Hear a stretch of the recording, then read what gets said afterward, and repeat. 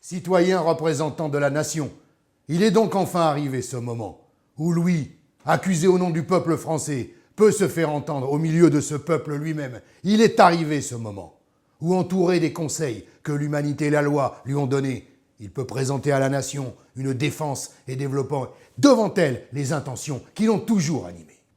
Citoyens, je vous parlerai avec la franchise d'un homme libre. Je cherche parmi vous des juges, et je n'y vois que des accusateurs. Louis sera donc le seul Français pour lequel il n'existe aucune loi, ni aucune forme. Il ne jouira ni de son ancienne condition, ni de la nouvelle. Citoyens, je n'achève pas. Je m'arrête devant l'histoire. Songez qu'elle jugera votre jugement et que le sien sera celui des siècles. Extrait de la plaidoirie de Romain de Sèze, l'un des 4 avocats de Louis XVI, le 26 décembre 1792, devant ses juges, députés de la Convention nationale.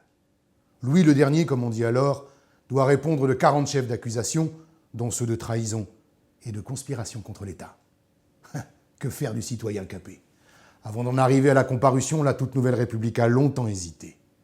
À l'extrême gauche, un implacable jeune homme clame que tout roi est par définition un rebelle et un usurpateur. À quoi bon s'embarrasser d'un procès légal? Une exécution sommaire suffit. Il s'appelle Saint-Just. Son ami Robespierre l'approuve. Le 20 novembre, on découvre aux Tuileries des documents secrets. C'est ce qu'on appellera l'armoire de fer. Le serrurier qui en révèle l'existence affirme avoir reçu l'ordre de Louis XVI de construire ce placard en avril précédent pour y mettre à l'abri des dossiers soi-disant très sensibles. Le ministre de l'Intérieur, Roland, se précipite aux Tuileries.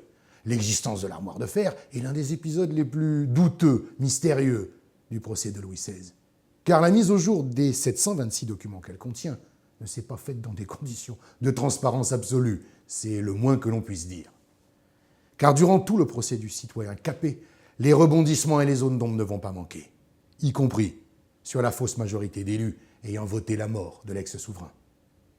Ah, au fait, Romain de Sèze, l'un de ses avocats, devient sous la Restauration pair de France et académicien. Et comme quoi, la République sait aussi se montrer bonne fille. Les dessous du procès de Louis XVI, à lire ce mois-ci dans Historia.